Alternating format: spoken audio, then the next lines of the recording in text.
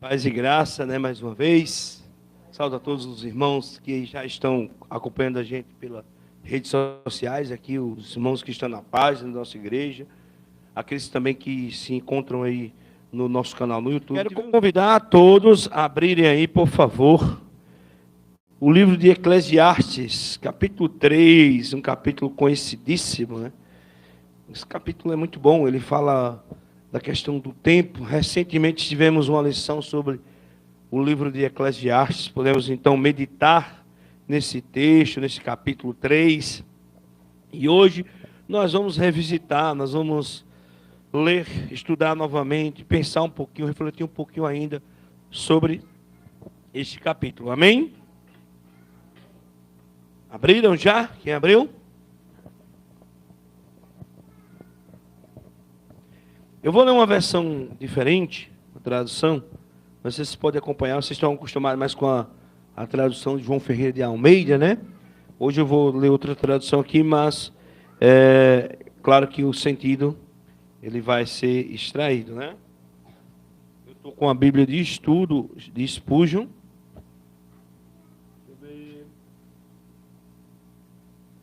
A tradução é da Nova Versão Transformada, tá bom? Então vamos ler. Diz assim: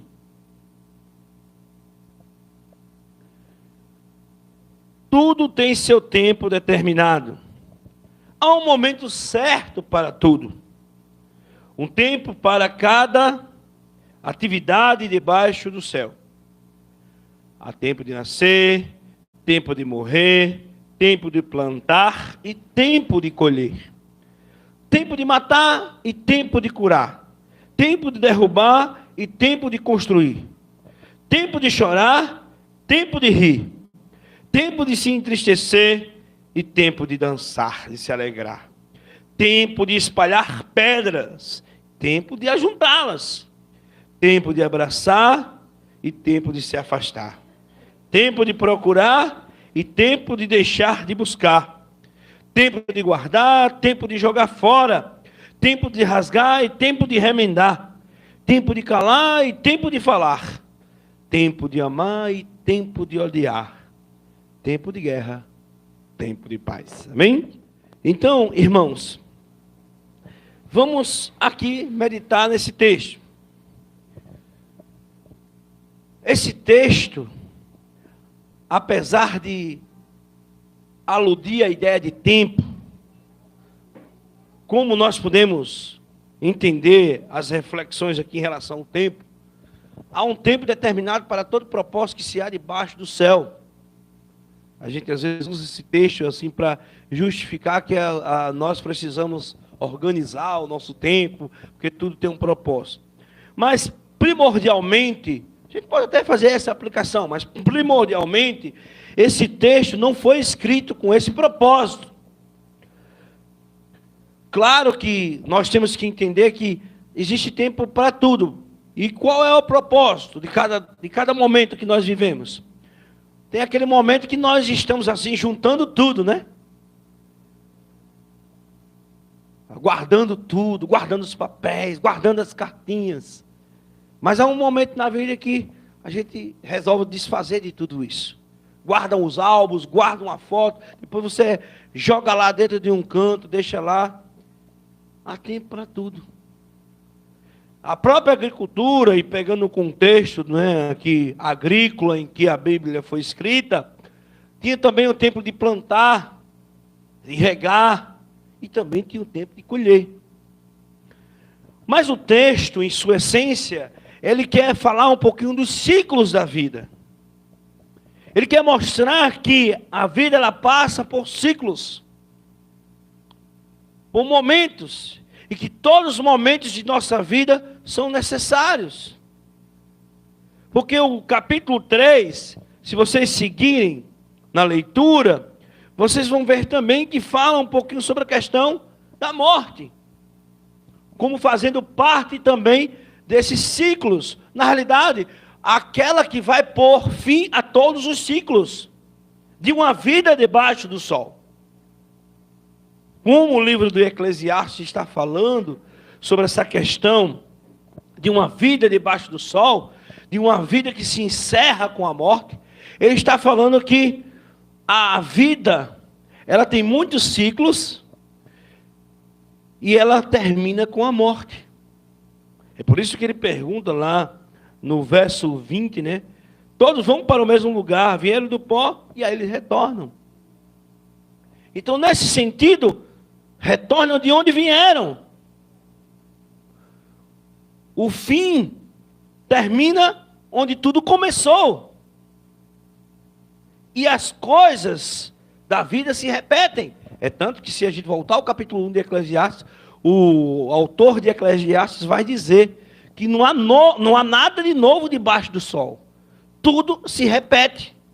As aflições, os problemas, tudo que você se depara hoje em dia, já aconteceu em algum dia, em algum momento. E aí a gente fica pensando muitas vezes, por que isso acontece comigo? Não aconteceu, não aconteceu só com você. Porque já aconteceu com outras pessoas, em outro momento da história, em outros tempos. Geração vai, geração vem, e as coisas se repetem. Então tudo se repete. E parece que o livro de Eclesiastes é um livro cíclico nesse sentido. Que ele fala de ciclos. A água do rio. Ele fala disso. Vai para o mar evapora. Volta em forma de chuva. As chuvas, as águas se derramam nos rios. Os rios levam novamente para o mar. Então a vida é feita de ciclos. E nós precisamos passar, Jaiane, por todos eles. Então eu sei que muitas vezes, pensando numa vida debaixo do sol, o grande problema, irmãos, preste atenção, é quando nós nos limitamos a viver a vida debaixo do sol e em função dela e somente dela. Porque se nós vivermos uma vida debaixo do sol, e é isso que nós podemos aprender com Eclesiastes, e viver uma vida somente em função desse mundo, a nossa existência, uma existência finita debaixo do sol, nós vamos nos frustrar, nós vamos nos decepcionar, nós vamos pedir muitas vezes a morte.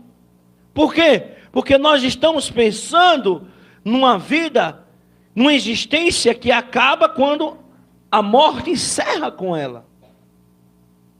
Por isso que a vida faz muito mais sentido se nós não dedicarmos, entregarmos completamente a esse mundo.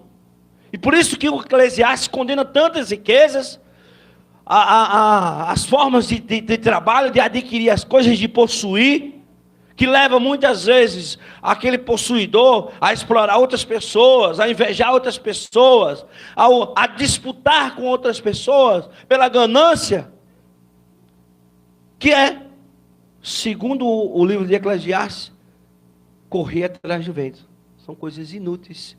Por quê?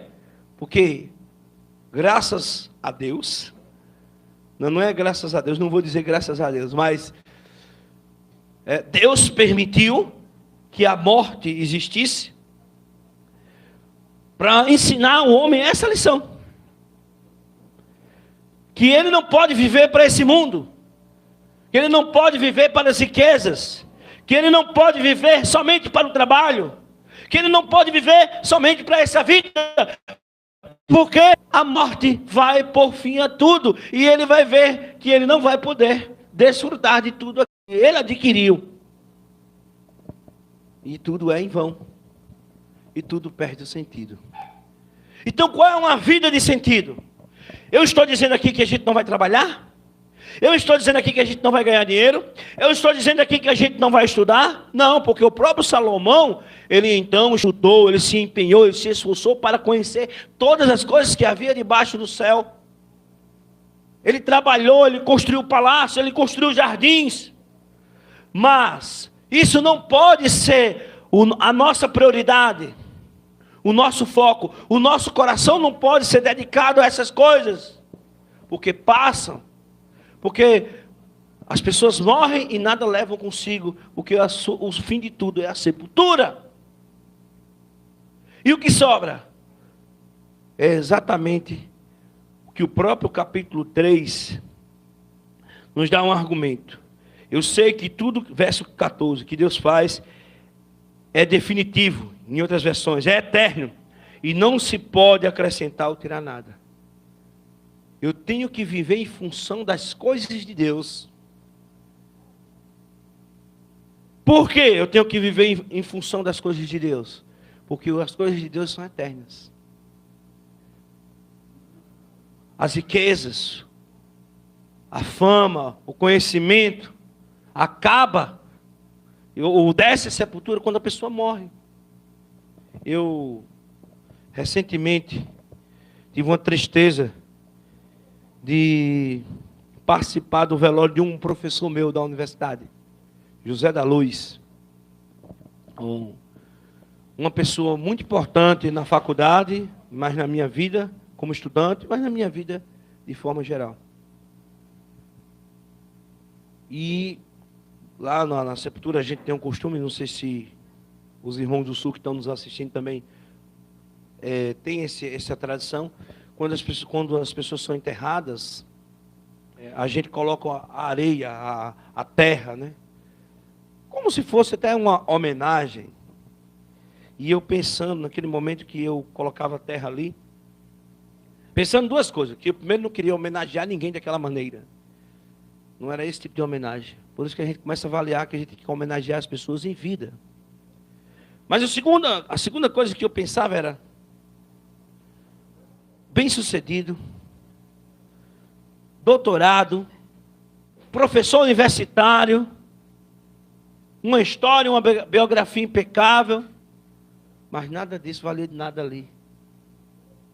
Acabou, encerrou-se ali. Vocês entendem? Que nós não podemos viver ou colocar o coração somente nessas coisas, porque elas passam, são passageiras, são como um vento. A gente até refletiu aqui em outro momento lá nos Salmos, né? Quando o salmista pede para a gente aprender a contar o tempo. É isso que ele está nos ensinando. Porque os dias do homem são 70, 80, com aqueles que têm maior vigor, mas passando disso é labor e fadiga. E ele mostra que os anos de nossa vida são como um vento, como um sopro. Mas aí, o salmista lembra e ora a Deus dizendo que Ele é eterno e que Ele subsiste de geração em geração. E esse texto lá do Salmo 90, se eu não me engano, é o Salmo 90, ele está totalmente conectado com esse capítulo 3 de Eclesiastes. E principalmente quando nós lemos aqui que as coisas que Deus faz são eternas. Tudo passa. Seca-se a erva e cai a flor, mas a palavra de Deus permanece eternamente, porque as coisas de Deus são eternas. As promessas de Deus permanecem. Então nós não podemos nos limitar, sofrer, se angustiar pelos problemas que nós vivenciamos neste mundo. Sabe por quê? Porque eles são do própria condição humana. Todos vão ter que passar. Hoje, uma professora, a professora Marlene, lá da minha escola, está velando a irmã. A gente fez um culto recentemente em Santa Cruz, celebrando o doutorado dela. Lembra, Naldinho? A irmã dela estava lá. Ninguém diria nada. Passei, foi umas 3 semanas, encontrei com ela lá, perto de um comércio, perto da casa dela, que inclusive o corpo dela está sendo velado nesse local. E eu fico pensando, eu não tenho nem palavras para chegar lá e falar com essa professora, porque é algo difícil. De repente ela descobre que a irmã está com leucemia. Menos de 2 semanas, menos de 1 semana.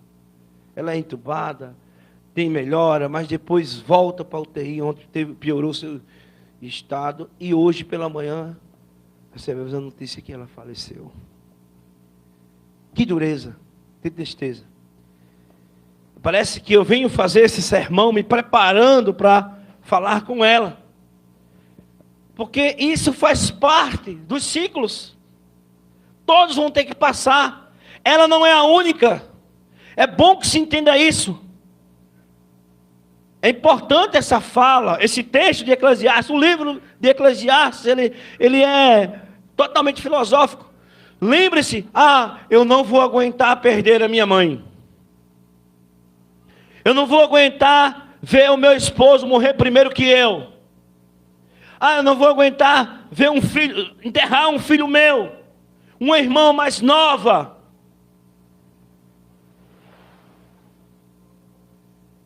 Mas alguém já fez isso em algum momento. Você não é o primeiro.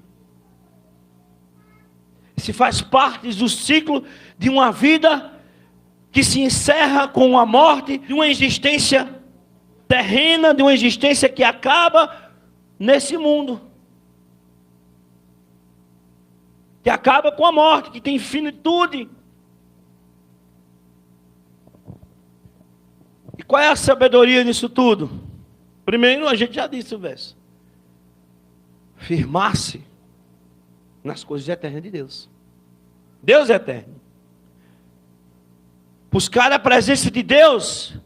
Viver para Deus. Uma vida cujo sentido vai para além desse mundo, dessa existência terrena, dessa existência horizontal. Eu não tenho que viver para esse mundo. Mas eu tenho que pensar numa existência, numa vida em que eu tenho uma ligação com Deus. Uma existência cujo sentido está no sentido vertical e não horizontal. Não no trabalho, não nas coisas que eu posso adquirir. Não nas coisas que eu posso comprar. Isso tanto pensando nas coisas boas da vida, como nas coisas ruins. Não nas dívidas que tem. Então eu tenho que viver, buscar um sentido de existência com Deus. Porque se for procurarmos esse sentido da vida, nesse sentido, iremos nos frustrar, iremos sofrer, e isso é resultado do sofrimento humano. Irmãos, eu gostaria de trazer um filme.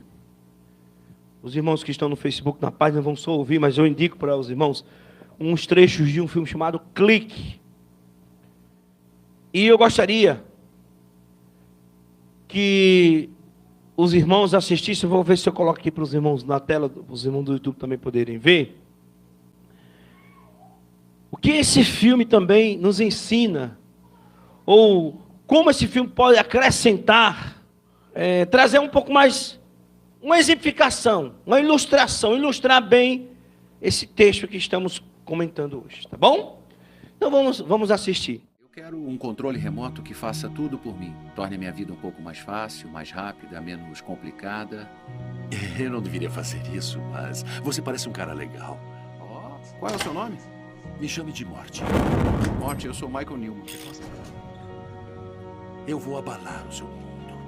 Ah, tá bom. Gente boa precisa de uma oportunidade de vez em quando. Aproveite. Isso aí é muito poderoso. Use com cuidado.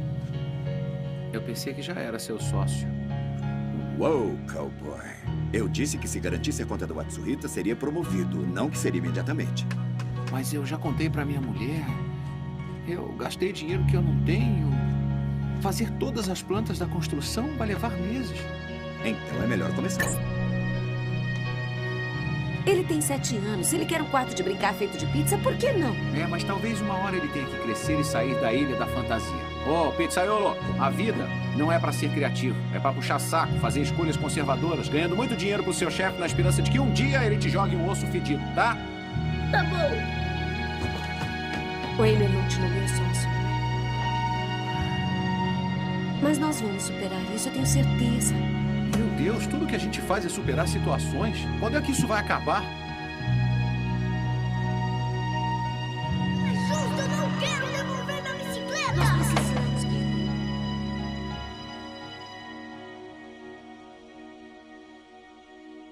Você, por acaso, considerou as consequências do que está pensando em fazer? Sim. Porque acha que eu não deveria? A vida é sua. Decida o que fazer com o controle remoto, Michael. Eu sei, mas estamos falando de avançar uns 2 meses só. Eu sei, se eu avançar isso, o que eu vou perder?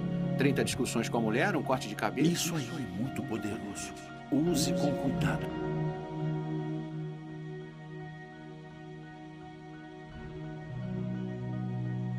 Um brinde a Michael Newman, o maior sócio que eu poderia sonhar ter. Saúde! Obrigado. Obrigado, pessoal.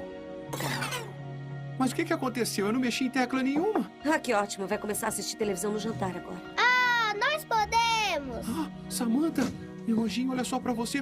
Olha só como seu cabelo tá crescendo. E quando foi que você cresceu assim? Vem cá. Não se preocupem, eu não vou trabalhar essa noite. Vamos assistir Dragon Tales juntos. O que vocês acham? Eu tive a sensação de que você queria me ver. Eu tô com um probleminha, sabe? Esse negócio aqui eu acho que tá quebrado, porque ele fica avançando sozinho agora. Não é um mau funcionamento, é uma característica dele. 10 anos e você ainda não tá terminada? Morte! Por que você fez isso comigo? Você mesmo fez isso, Michael.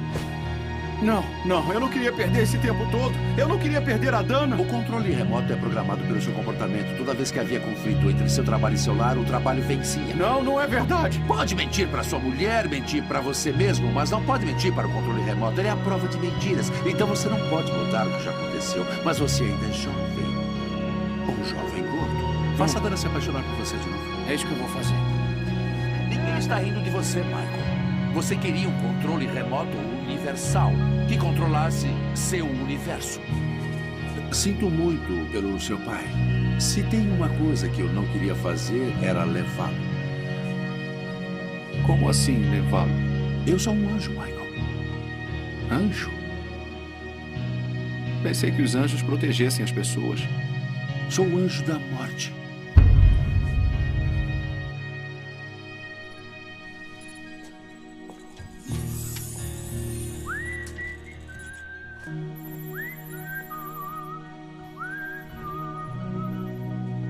Uma dança e você rompe uma artéria? Por que você me fez perder toda a minha vida? Você estava avançando rápido para ter sucesso na vida muito antes de me conhecer. Você viveu a vida que escolheu, chefão. Essa não é a vida que eu queria. Ei, você acordou, tá melhor? Tô melhor agora que vocês estão aqui. Com licença, me desculpa, vou ter que sair. Ele precisa descansar. Tchau, pai. Ben. Tchau, pai. Não, Ben.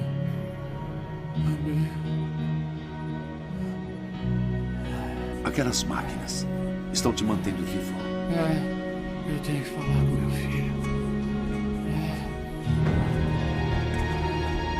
Michael, não precisa acabar agora.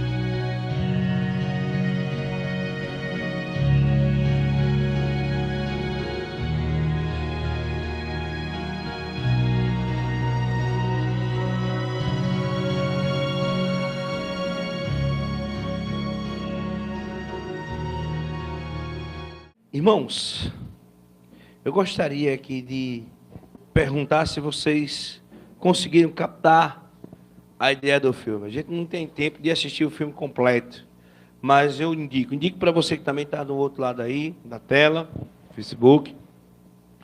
Indico para você que também está nos assistindo pelo YouTube. E indico a todos que estão aqui na igreja, reunidos hoje. Irmãos, preste atenção à ideia do filme. E vejam se realmente a gente não pode ver uma conexão com esse texto de Eclesiastes. Gente, na realidade, o texto está mostrando que nós não podemos quebrar os ciclos da vida, Naldinho. Já assistiu esse filme? Nunca assistiu? Posso então dar os spoilers? Você vai assistir hoje, mas eu não vou dizer o final não, tá? Esse rapaz aí do filme, ele encontra um controle remoto. E que nesse controle remoto, ele tem um controle da vida.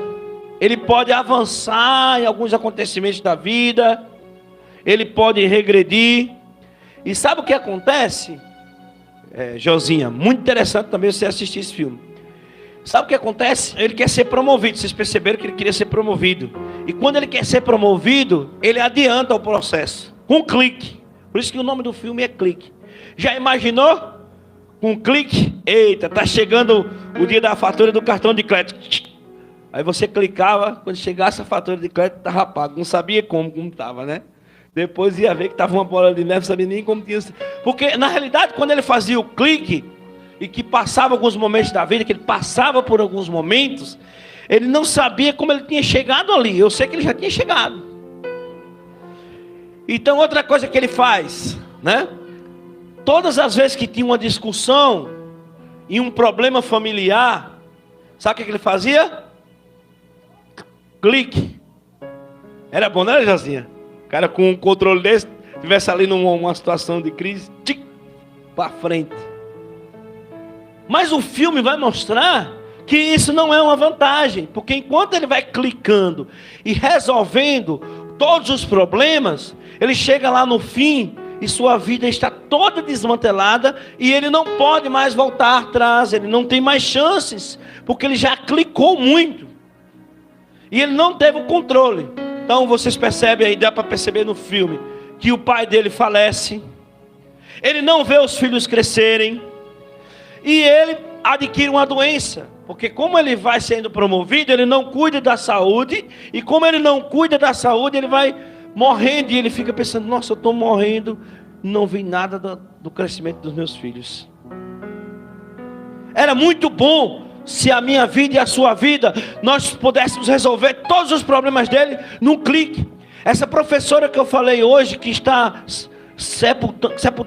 velando a irmã, com certeza ela, por essa dor que ela está sofrendo, ela poderia, se ela tivesse esse controle remoto, ela poderia dar um clique e passar por ele. Já imaginaram nisso, irmãos? O que eu estou falando aqui é algo profundo. Mas sabe o que aconteceria? Você passar por situações, eu estou com um problema na igreja, eu quero resolver. Sem resolver os problemas, sem enfrentar, sem viver o luto, porque eu não quero viver o luto, eu dou um clique. Você não teria resiliência na vida, você não saberia passar por alguma situação, você continuaria sendo alguém medíocre, alguém frágil, porque você não passou pelas situações difíceis. Seria muito bom passar por todos os momentos da vida. Já imaginou, mãe? No momento que a senhora passou, não tivesse que passar nada, só com um clique. Mas aí a senhora não teria sido essa pessoa forte que a senhora é, não teria criado musculatura espiritual, musculatura pessoal. Então nós precisamos desse tipo de musculatura. Irmãos, eu estou falando profundo, não por mim mesmo. Isso é a Bíblia, é o próprio livro de Eclesiastes. Esse filme que alguém produziu, alguém que pensou, que leu talvez, que lê muita filosofia, que lê a Bíblia, que entende. Seria muito bom. Mas aí, irmãos, vocês sabem, vocês já viram aquela história de que cada vez que a gente passa por uma dor, por um problema, quando a gente sai daquela experiência de dor, com aquela experiência de conflito, uma crise no casamento, a pessoa sai mais forte. Isso é verdade. Se eu pudesse passar por todas essas fases com um clique, eu nunca iria ter musculatura espiritual, musculatura, né, de vida, para poder enfrentar os desafios. Mas quando eu passo por aqueles problemas, eu ganho esse tipo de musculatura para enfrentar os próximos que virão. É por isso que muitos filhos que são mimados, que não enfrentam os problemas da vida, eles não têm força para continuar e enfrentar e sair pelo mundo, enfrentar os desafios da vida. Por quê? Porque tiveram tudo na mão. Mas já alguém que teve desde cedo que trabalhar, de ajudar os pais, ajudar a família, eles vão tendo mais força de enfrentar os desafios, tem menos medo, mais coragem. Por quê? Porque passaram por situações difíceis. Então é necessário, irmão, passar por situações difíceis. É necessário passar pela dor. Então não se lamente. Não se desespere com a dor. Pelo contrário, viva. Não dê um clique. Não tente tomar remédio para apagar esse sofrimento, para que você não, para dormir muito. Não. Que Deus possa abençoar. Lembrando, cada um de vocês, cada um de nós. Lembrando que todos, ou alguém já viveu isso que viveu. Esse luto, essa dor, essa tristeza. Que você possa buscar em Deus um sentido em Deus para tudo que você talvez não compreenda nesse mundo. Você tenta entender o sentido nessa vida horizontal. Por que eu tenho isso? Por que isso acontece? Se você não consegue, busca um sentido em Deus. E quando eu digo sentido em Deus, no sentido vertical da coisa, eu estou dizendo que nada desse mundo, você não precisa de explicação, você precisa só de Deus. Porque às vezes a gente quer que Deus explique isso aqui, ó, o horizontal. E nós, na nossa relação com Deus, não é para Deus resolver os problemas da nossa vida debaixo do sol. Não. Isso aqui é outra vida. A vida com Deus é outra dimensão, é outro sentido. E nós precisamos buscar esse sentido a cada dia. Que Deus nos abençoe grandemente, que nos ilumine, para que nos guie, para que nós possamos ser fortalecidos a cada dia mais em sua presença. Deus nos abençoe grandemente.